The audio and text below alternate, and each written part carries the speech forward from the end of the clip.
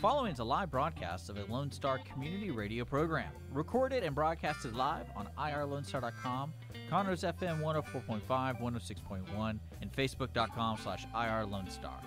For more information on this show, please visit our show page at irlonestar.com/shows. To sponsor or donate to this program, visit our donate page at irlonestar.com/donate, or email us at lscrstudios@gmail.com, or give us a call at 936-666-1084. Lone Star Community Radio production and broadcast is possible by folks like you. So sponsor and donate today.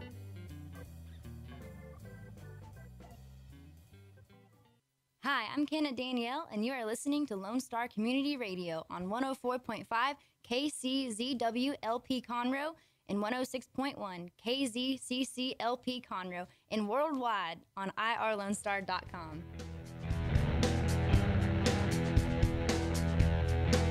Hi, welcome to the Legal Connection Show. This is Tony Collins, and I'm a licensed attorney here in Texas. And my co-host Cheryl is going to be joining us via digital airwaves, because she could not come in today because she's been, quarantined, because she learned that her husband had perhaps gotten COVID. She'll talk to us a little bit about that. And anyway, our show, we give you what our calls are. It's the Legal Connection Show. You are listening to irlonestar.com. You can listen to us at FM 104.5 or FM 106.1. And we also are we are taped, so you can get us on YouTube. We also have a Facebook page. If you go to Facebook at Legal Connection Show, you can watch some of our previous podcasts. And today our show is going to be on false accusations, which is an extension of some previous shows that we just did on victims' rights versus civil liberties of the presumed innocent accused. And we're going to bring Cheryl on now, I believe, so she can... I'm on. Tony, I'm here. Great. Yeah. Because, we were talking a little bit before the show on two things about your situation at home, which, is the pandemic and how it's affecting everybody's lives right now. But also that we both are involved in cases, and a lot of cases historically and probably in the future, that involve people that have been falsely accused and wronged by both the police and individuals. So first, let's talk about what is going on with your COVID situation. Well, my husband just started feeling really, really crummy, and he wasn't getting any better, and so I think it started about Thursday night. So it kept getting worse, and so he went up on Sunday to a clinic and had 2 COVID tests, and both of them were positive. And so then he called me and said, "Get up here right now. I need to test you for COVID." And I didn't have it. Okay. So I'm negative and he's positive. But you don't have any symptoms, do you?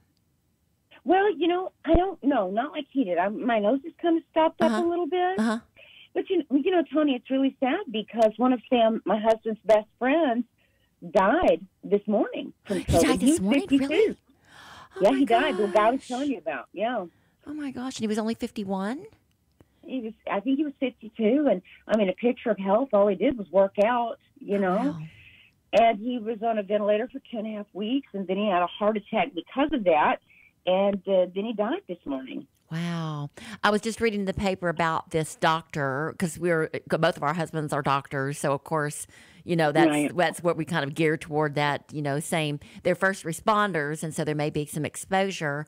But I was reading about another doctor here in the Woodlands, and what caught my eye was that the wife was making a statement saying, he was my soulmate, and he was only, 51. He was, healthy, and we had all these plans, and I got to looking into it, and because something just didn't make sense. She was I looked at her. I actually looked up and did the investigative work and determined that this woman was not actually his wife, which bugged me. Really? Yeah, and it ends up that I thought, why is she saying this? And she was quoted as wife, and I thought maybe common law.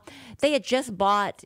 I guess she was more like the reason that his marriage had split up, and she worked for him for like 8 years is what it was, and he never married her though. And they had recently bought. He had bought her a house in Houston, and I'm so nosy. I looked it up, and they bought the house as him being single and her being single last October, and so they were never married. I think that she's just gearing up to like try to make a claim to his estate. But that goes toward this guy was all the pictures. He was doing seminars on COVID, and he was. Oh, you're kidding. This guy died of COVID. Yes, and he went to New York. He was with the mask and all that stuff. I mean, he was the picture of health to me. It looked like they were vacationing and not vacationing, but having like get-togethers at the Facebook post showed that they were going out to eat and entertaining, and it just kind of. And he was only 51, and so I thought, wow, that's pretty scary. This is not something that people want to get. I mean, I know a very small percentage of people get really, really sick with this. Right. But the weird thing is you don't know if you're going to be that person. Well, I mean, I was listening to the Catholic channel this morning, and they were saying there was a big discussion on the vaccine and about that. Why would you take a vaccine that's 95% or less, at least they say, effective when it hasn't been tested, and you don't know that possibly a side effect might be, speaking Chinese or, wanting Mandarin food or something, because they just don't know. There's always these conspiracies and stuff. But if there's a 99% chance that you won't be a fatality for COVID, but what if you're that, just like these people are the 1%ers, is what I'm going to call them, that are men in their early 50s. That's at least two that we know about now. But that disturbs me that... well, you know what Sam said, too, in all his reading? That certain blood types are more vulnerable or get it at a higher rate. I think it's A, but it may be A negative. It's whatever Sam is. Do you know what yours is? O negative. Yeah, I'm O negative. Oh, I don't know what I am. But I mean, you don't ever hear that talked about. But he's done a lot of reading and stuff like that as this whole thing is unfolded. And certain blood types seem to be more vulnerable to it. Interesting. Speaking of, do we know how Giuliani is doing? The only person I was concerned. Yeah, I don't. I know that Herman Cain died, and that was a big surprise to me. I know. And then Giuliani got it, but anyway. All right. Well, Giuliani's name starts with a G, right?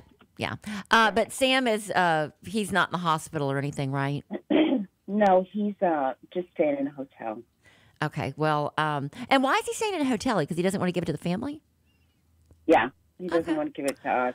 Well, he will be in my prayers because you just never know, and. Sam seems to also be the picture of health to me, but you just told me that his good friend was the picture of health, and it's really terrible. That's kind of scary. All right. Yeah. Look up Giuliani and update me on that if you find it. But here's what our segments are going to be on today. False accusations. Our first part of our show is going to be on why do people give false information to the police. And so we'll kind of go over some of those 7 deadly sins and why people do that. We've got some articles on it and some examples. The second part is going to be when do people make false accusations most, and whether it's intentional or accidental. Like you thought you were giving correct information but weren't, which sounds a little bit odd to me as an attorney. So I don't know about that, but we've got some information on that. The third part of our show is going to be, is it a crime to make false accusations, and what the crimes are in Texas, where in the Penal Code you can go. And then the fourth is going to be, what are your civil legal options if the police don't press charges against those people that have made false accusations. So, and you got a case you're working on right now civilly. And of course, all my clients, they do a lot of, not all my clients, but the ones that have been falsely accused all go, the very first thing that comes out of their mouth when I know they're innocent, when they tell me this is, I want to press charges. And of course, you can't press charges. The law enforcement, the government presses charges. But you can, if from a civil standpoint, if you want to get some kind of, satisfaction, then you aim for the pocketbook, which is money, and that's the civil cases always have to do with money. That's how you get your, your final. I don't know. What's the word I'm looking for? Satisfaction, I guess, but that's not the word I'm looking at. But that's your day in court. Your damages are money in a civil case, whereas the damages in a criminal case are going to be criminal fines and incarceration or something that is enforced through the government. Okay, so what did you find anything out about Giuliani? He had it. He was in last week in the hospital for 3 days, and it was talking about Trump pardoning him, but he's doing better. Okay, so he's not going to be one of the 1%ers then, as we shall call them. No. Okay, false accusations. False accusations can occur in domestic violence cases, which is very prevalent in our line of work because you've done some cases where we've defended assault cases. And a lot of times they have, like in our shows that we talked about previously, there are true victims, but what we run up against, I would say 75% of the time is that it's a gray area. There's not a true victim. In fact, in a lot of cases I'm handling right now, I'm going to call them professional victims because they have an ulterior motive. They're not really victims, but they've done this before, and they have learned that this is a way to sort of stick the knife in and make more damage, or there's some monetary gain by them making the false accusation. In some cases, as alleged complaining witnesses will make a false accusation following a heated but non-violent argument. In other cases, the aggressor in a violent confrontation will call the police in an effort to avoid the consequences of their own actions. So they try to be proactively cover the things that they have done. In some cases, false accusations are calculated. They could occur during contentious divorce proceedings or as an effort to sway a judge in a custody decision. Regardless of the accusations, they can have devastating consequences if they're false. Texas laws used to prosecute allegations of domestic violence are very broad. When the intent was to ensure the acts of abuse do not fall through the cracks by way of a technicality, the unfortunate reality is that these broad statutes are often unfair. And in many cases, open-ended domestic violence statutes can push prosecutors to bring charges in cases where there is little evidence that a crime occurred. And I know that we did a trial together, for a firefighter that was. I think that was completely made up in every way. This girl was just evil, and your client was exonerated. So did the jury. Yeah. The jury saw it, but look at his name got slung through the mud. Yeah, he had to go through all of that, get an attorney. I mean, get a good one. He got me. Pay for that, and go through all that stress that poor guy. And with the possibility that he could be found guilty because it's a he said, she said in typical situations like that. In fact, it takes very little for a person to make a false allegation of family violence. Any member of your household or person you have been romantically involved with could make an allegation without providing any proof whatsoever. Yeah. In many cases, the police will make an arrest based on nothing more than these allegations, and we know that to be the case. False allegations are compounded by the fact that the accuser can easily undo the damage that is done. I'm sorry, that they cannot easily undo the damage because once they do it, once they make the allegation, they've made the record. Thinking, okay, right. Yeah, okay. And the government wants to go forward. Yeah, with or without you. Because they say that, oh, you're trying to recant because you're afraid that you're afraid of the person. No, a lot of people want to recant because they know they're lied, and then they get mad and they want to recant the recant, and then that really helps my case for my criminal defendant. But when they recant the recant, then the prosecutors just say, well, they were forced to recant, and so now they're telling the truth again. It's like just a mess. Alleged violence victim cannot simply withdraw their accusation or drop criminal charges after they've been filed. Once accusations have been made to law enforcement, only the prosecutor is empowered to dismiss the charges.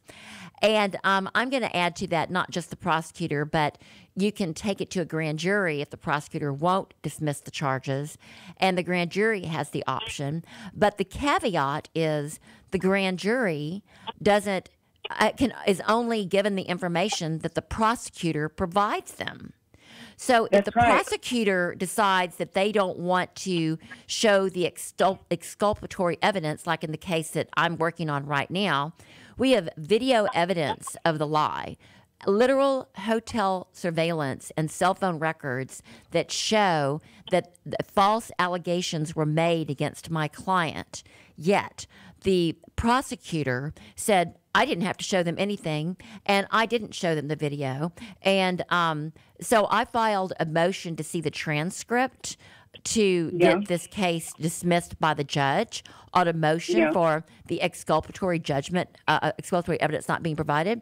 And in Texas, they don't have to provide exculpatory evidence. They do in the federal courts, and they do in some other states. But in Texas, the prosecutor can just say, look, the allegation was made, and she's a victim. And in my case, that is sickening. It is awful. And so when I asked the judge, because we went before the judge, because the victims have so many rights, if you're a professional victim, like the girl in our case that's worked for a number of hotels, so she knows how it works, and the name never comes up because of the person making these accusations, because they get to use a pseudonym, or they have so many rights. So she literally could do this over and over and over and never get caught. And no one even knows it's her. Right. Wow. If you're not if it doesn't come out in the public record, then yes, they can do it over and over, and they can go forward and try to basically extort employers, hotels, the victim, who could be an ex-lover, somebody they just wanted to pick up at a bar, anybody they think that has money. And so it's what the judge said in our hearing. He's a really, really good judge. Is he said, look, I can't, the prosecutor's telling me that there was no transcript. And I said, no. I'm doing my due diligence, and I'm asking for a motion that the transcript be released. And he said, well, if there was no transcript, and the prosecutor say, no, Your Honor, there wasn't a transcript, there's no court reporter, you don't know what was presented. And the prosecutor already said in my case that she presented only what the grand jury wanted to hear. And it's like, well, how would they know what they want to hear if you're not providing the exculpatory evidence that shows that this didn't happen? So very, very frustrating. So the grand jury is, the prosecutor doesn't want the grand jury to hear, what's going on, and they just want to say that they only want to say their side, that there was this accusation made. Then you've got to go forward and take the case to trial, and it's really a sad situation. But that's, that was the caveat, is it's not just the prosecutor that has the empowerment to dismiss, but it really is. Because the prosecutor, you as a defense attorney, can't speak to the grand jury to give your side. And you can give them the whole package, but if they don't read it, or if you don't even know if it was given to them, then there's nothing you can do about it. So you go forward. And it really does drag your client through the mud. And, these professional victims make it, give a bad name to true victims. Right. To the prosecutors says a dedicated family violence defense attorney and criminal defense attorney can leverage an admission of a false accusation in an effort to have the charges against the accused dismissed. But that's really, really difficult, and you're walking a fine line when you're talking to the person that wants to recant, because they'll turn on you, and you've got some, you ethically can't ask the victim to recant.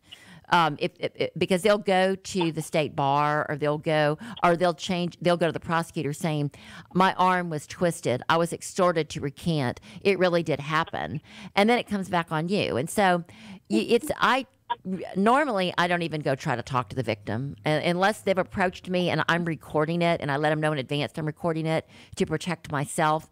I don't even go there. What I try to do as in a domestic violence situation, and that happens a lot in divorce. You've got false allegations flying in child custody battles, a lot of false accusations flying. I just collect all the evidence I can via subpoena. And I know that's what you're doing right now in the case that you're working on right now, because you're trying to prove false allegations. And the only thing you can do is get video evidence, and you try to find people that were witnesses and subpoena them to be present. So what have you been doing with your case? What are the trials and tribulations that you've been going through in the defense of the case that you're doing right now? Well, we're the plaintiffs, so we actually brought the suit, but it's a false imprisonment, false arrest. But you brought the suit because a false allegation was made against your client, correct? Yep, that's right. And he was treated badly, put in handcuffs, defamed, accused of lewd things, and then they just went, sorry. And who is the people that said sorry? The people that made the false accusations? Okay. And there's damages involved because of his livelihood, his reputation, his freedom. Right. And so you're having to, you brought the suit to defend him. And we were going to get into this a little bit more in our last section, but a segment in today's show. But when people are falsely accused criminally, they're not in a position to sue civilly until they have been exonerated, because the victims have rights. And if there's a nugget of truth to what they're saying, it makes the civil case very, very difficult, if not impossible, to go forward with. And so we're going to talk about malicious prosecution, defamation, false imprisonment, intentional infliction of emotional distress, the kinds of claims that you can bring in a civil suit when you've been falsely accused. But again, in a criminal case, it's really, really difficult. It wouldn't be prudent to bring a civil case with regard to a false allegation in a criminal case unless there's extenuating circumstances, because it just, as an attorney, you wouldn't want to take their money to go forward with it, because they would lose, because you're not and from a timeliness standpoint, you can't, you don't have the elements you need to win these cases.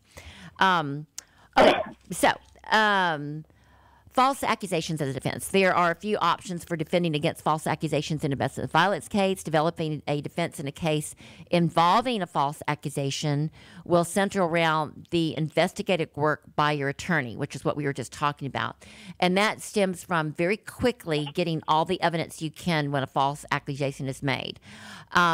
Even the person that's claiming that the false accusation was made should be proactively first determining who they're hanging around with. If you're hanging around with a bunch of thugs who are looking for a fall guy, if you're dating somebody that you know has I guess what is the word I'm looking for?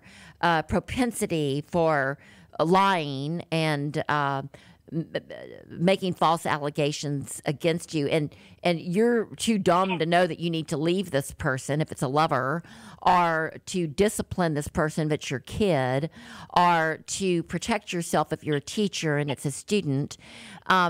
If you feel like false accusations are going to be made against you, or if a person has a propensity for doing that, please protect yourself by having your cell phone recorder going, and if you're an attorney, letting them know up front that you're doing that, because only an attorney can't record. Everybody else can turn their cell phone on and start recording and protect yourself. All right. But as an attorney, you want to quickly subpoena the records of the surveillance, the whether it be in a store, Walmart, a hotel. You want to quickly get the cell phone records. You want to quickly determine who witnesses are so you can make sure that that's not lost, because it's an uphill battle. Tony, Tony, I'm going to step away from the phone for just 1 second. Okay. I'll let you know when I'm back. Okay, got it. Ultimately, these false accusation cases boil down to who a judge or jury will believe. If you're an attorney, you need to show that the accuser has repeatedly changed their story, and that as the attorney needs to convince the jury that that person making the false allegations has not been truthful in their allegations. And I just want to share a couple of examples. False accusations materialize under many different circumstances. And so here's example number one. And this is just one I'm reading right out and the names, of course, are made up. Fred and Linda are married but separated. Fred wants to remove some of the property from their shared home that was his prior to the marriage. Okay? So he's brought in a separate property and he wants to take it out.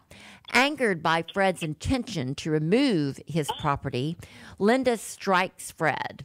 Fearing the consequences of what she has done, Linda calls the police and alleges Fred has assaulted her.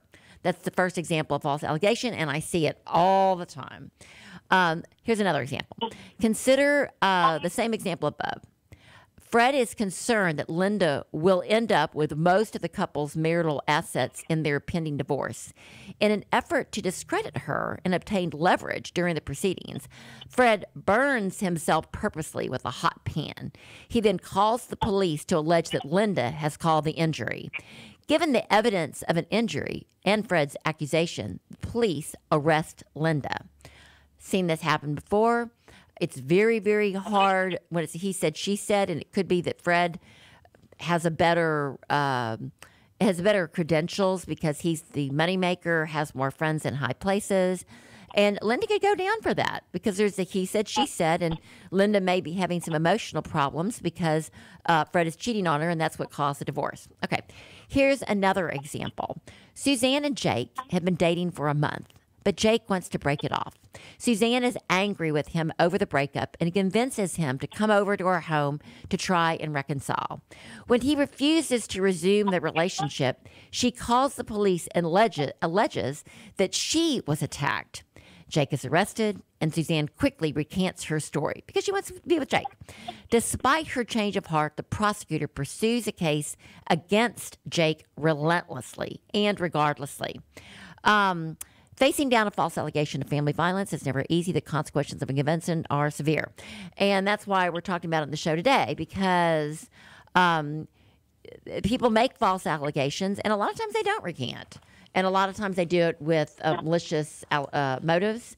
And I'm in a case right now where this gal made a false allegation about one of my clients. And normally I go forward and I get my evidence and I prosecute it diligently, and I don't let it bother me a whole lot. I just let it roll off my back. I've seen it before.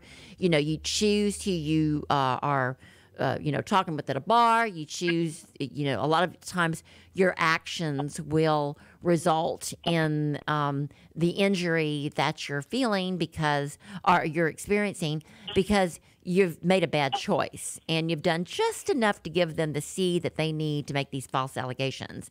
But in this particular case that I'm working on right now, and the case that you're working on too, so we kind of share stories, being sort of co-counsel with each other.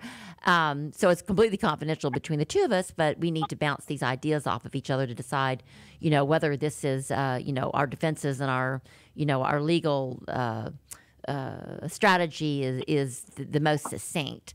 Right. In this particular case that I'm working right now, this girl just lied, and she's a professional victim, and it really made me mad because it was evident by all of the allegations that she made that she was just out for the money and for the attention, and really had no concern whatsoever with the victim.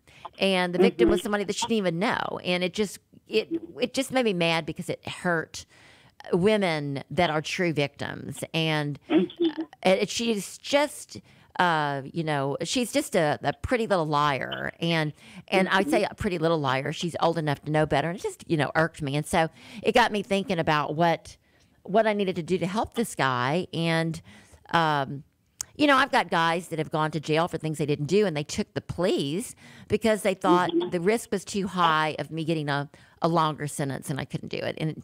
And that's based on these false reports. Okay. Right, So, right. What is filing a false police report, and when does it most often happen? There are two main types of falsifications. An intentional falsification occurs when you provide a responding officer with inaccurate details regarding an incident. It might only involve some of the details, and you're only making up part of it, so it's got some negative truth to it. And some examples are overstating the amount stolen in a robbery, falsifying information for an insurance claim, creating allegations of domestic violence for the purpose of attaining sole custody of a child, stating that someone was texting and driving at the time of an accident when you did not see it for yourself. You're just saying that you saw it. Right. And, and even the examples that we have with our own cases, with somebody actually planning the crime, to the false allegation, trumping it up to lure in a victim for monetary benefit, for the extortion of their employer, the hotel, or the real victim, the person that they're going to trump the charges up against for extortion purposes. So, and in your case, I don't even know why they made. I think that yours was a defensive. In your case, it was a defensive false allegation, because they knew that they had done wrong morally, and so they made a false allegation. And in your case, it didn't result in an arrest, but it resulted in an emotional harm an emotional and a monetary harm to your client. Right. In my cases, I can't go forward with a civil prosecution until I've resolved the criminal prosecutions, because there's a negative truth because of the way it was set up. In your case, there was never an actual, although there was a false imprisonment being an arrest, the charges were never filed, and so you were able to go forward from that point with your case. And there was an incident report, and that was it. Right. And you ended up in federal court because it was a federal violation. It had I made a civil rights violation claim. Right. A racial profiling civil rights violation claim. And so that's how we ended up in federal court. I mean, I made a lot of claims. I claimed everything I could have possibly claimed. So something would stick. Now, I know that you made it in state court, and the very, very rich people that did this bad thing to your client asked for it to be removed at federal court because there was a federal civil rights violation claim. It ended up there. But, we've talked about this. I really love your judge. I think that you're going to do well in this case. But it was an injury, it was an injury to your client that they knew full well was an injury and shouldn't have happened. And they should have just said they were sorry and paid the damages that resulted. And instead, they've made it basically a federal case.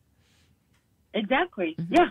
Just like the old saying, they don't have to make a federal case out of it. But they did. Well, they sure did. They did. Yeah, and it was misinformation, lying about things because in a defensive move, like you just said. It was like we were talking about the Queens Gambit, the show, this Netflix show that's really popular right now, and it's a strategy. It was a defensive strategy on this very wealthy conglomerate's part to protect their reputation. But when all the dust settles, it's going to be shown that they were cruel and made false allegations and treated a patron of a lesser position improperly, and all they had to do to rectify it was say, "We are sorry." And they didn't do that. Instead, they've made false allegations to protect their reputation, which hopefully it will come out. It won't be one of these power plays where your guy doesn't get his just justice isn't done. I don't want to say just rewards, but justice isn't done. Okay, so I do want to hit on unintentional falsifications. It occurs when someone. What did you mean by that, Tony? You said accidental witness. Is that what you're talking about? Yeah. Well, I have professional witnesses that we were talking about earlier in the show, and these are the people that intentionally. Professional victims, people that intentionally go about. It almost feel like somebody criminally causing a car wreck. So that they could, insurance fraud. But in this case, it's somebody that's intentionally making false allegations against somebody for monetary gain, whether for retaliation or for harassment. There's some other evil intention involved in the reason that they're making the false police report. And that all should come out. But in order for it to come out, you've got to have to get a really good attorney who does really good investigative work and can get that evidence in and can unravel it. And it's really difficult because, like I say, if you've got a real it's through, historically, you can go back to the beginning of time, Delilah's, people doing bad things for bad reasons and getting away with it. And that's what false allegations are. And in many cases, you've got pretty women, maybe a child who's 12 or 13 that wants to get back at their step parent, they don't want the parent married, they don't want their biological parent married to the new step parent, and so they'll make false allegations of sexual assault. It happens a lot, and it's really pathetic, but don't underestimate a 9, 10, or 11-year-old because they watch TV too, and they know that they can get away with this, and it's really sad that you can't, that there are true victims, and you've got these very intelligent children watching, with the internet, they catch wind of this and make false allegations, and it will break up marriages because you've got to separate that parent. The parent's got to get away because all the kid has to keep doing is making the false allegations. There's no witnesses. You've got this great liar, great pretty little liar, and it goes again to that show that we're watching. I keep going back to it. We just binge watched it, Jim and I. The Queens Gambit. It's just a strategy, and it's really a sad thing. But what I was talking about was unintentional falsifications are when someone provides erroneous information to a responding officer about an accident. And this is just an example. A witness to a car accident may genuinely misrepresent a person's speed at the time of an accident. A person may genuinely believe that that their brother or sister is being sexually assaulted because maybe they themselves were, which there should be an allegation made, but they can't. They're making up. It's hearsay. They don't know it. A mother may believe that her child is or her grandchild is being a teacher's assaulted at school. There's a number of things. Somebody may believe it's happening because they were told by somebody that had a child that had a different motive, and then they go forward and they do make a federal case out of it, and it's not true. And so those are unintentional and. Again, it's going to take a really good investigator and maybe even a therapist in some of these cases to undo it. I do want to hit on some stuff, and I get these segments set out, and it's really, really important that I hit a lot of these deals, but our actual segments. But it is a crime to make a false allegation, and I wanted to discuss what the Penal Code is on those. And the first, when people commit perjury, and I hear this all the time, people will perjure themselves, and it's so evident in trials that they have lied on the stand, they have lied to the police. The Texas Penal Code 37.02 is perjury. It's the lower level. It's not aggravated, but perjury occurs under Texas Penal Code 37.02 when a person with the intent to deceive and knowledge of the statement's meaning makes a false statement under oath or swears to the truth of a false statement previously made, and the statement is required to be made under oath, or makes a false unsworn declaration under the Civil Practices and Remedies Code, which I don't have highlighted right now. But a false, unsworn statement and it's the kind of statement that you would make to the police, okay? That is perjury, and there is a penalty to it. But and you want to look under the Texas Penal Code 37.02. But it's just a misdemeanor unless it's aggravated, which is kind of scary because that means people just get a slap on the wrist for making these false statements. And it's really hard to get charges to be pressed because it happens so often. Because they'll just say, "Oh, it was an accident." Better that I make a mistake, to protect the victim, and then the victim continue to be harmed. That's kind of how they look at it, the police. Okay, and aggravated perjury in Texas is still under the Texas Penal Code Chapter 37, but it's .03. And aggravated perjury occurs if a person commits perjury as defined in the one we just talked about, Section 37.02, but it's made during or in connection with an official proceeding, and it is material. A material false statement is one that could have affected the course or the outcome of a case. Whether a false statement is material or not is not up to the judge to decide. Some cases may be obvious, and that's kind of weird. You would think it would be up to the judge to decide. But here's an example.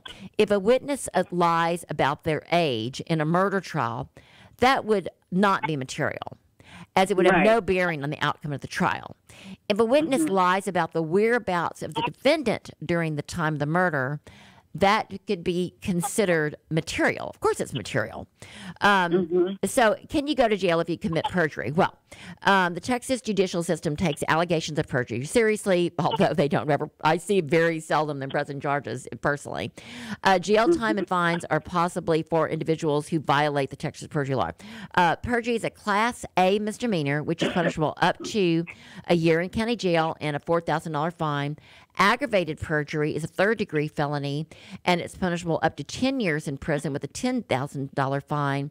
And it's also considered a crime of moral turpitude, so it can be brought up again and against somebody if you're trying to get a license or something. That will come up. It's not something that will it's taken far more seriously. And Dick is telling me that I only have 2 more minutes or 1 more minute now. But I do want to say that the Texas Penal Code 37.08, a false report to a peace officer is also a crime. So look that up. A person commits an officer with the intent to deceive. He makes a knowing false statement to a peace officer, an employee of law enforcement, or a corrections officer. And that's punishable. That's a Class B misdemeanor, also just a slap on the wrist. You can be arrested for it, and people are arrested for it, but normally they're going to get probation time. And so the last one is the Texas Family Code under Section 261.107. It's a false report, and it can be a criminal or a civil penalty in a family case. And this happens so often that the attorney general can get involved and get criminal penalties pushed for it, or your attorney in a Texas family case, whether, having to do with accusations made against a spouse during a divorce or accusations for a child custody case that are false. You can actually get a family judge to award a criminal penalty and a civil penalty, which is a little bit weird because you would think, people don't normally think of a family court as a court where there would be a case where you go to trial, but it does in many instances when you don't pay your child support or if you've made, where children are involved, a family court have those kind of, they have the rights to enforce those criminal penalties. All right, so Station Manager Dick is telling me that we are out of time and we need to wrap up. So, Christine, wrap it up for us. Yes.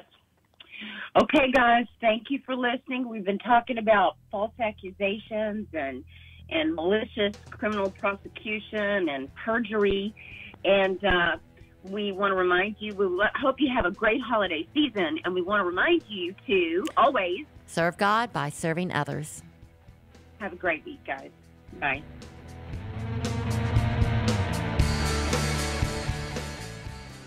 Today's show was recorded and broadcasted live on irlonestar.com, Conroe's FM 104.5, 106.1, and all rights and ownership are reserved to Lone Star Community Radio. For more information regarding this program and Lone Star Community Radio, visit us online at irlonestar.com. Lone Star Community Radio is Montgomery County's community radio station, serving the community with local programming on TV, radio, and online. If you enjoyed today's program, please support us by sponsorship or starting your own show. Contact us today by phone or text at 936-666-1084 or email the station at lscrstudios@gmail.com. You are listening to Lone Star Community Radio on 104.5 KCZW LP Conroe and 106.1 KZCCLP Conroe, and worldwide on irlonestar.com.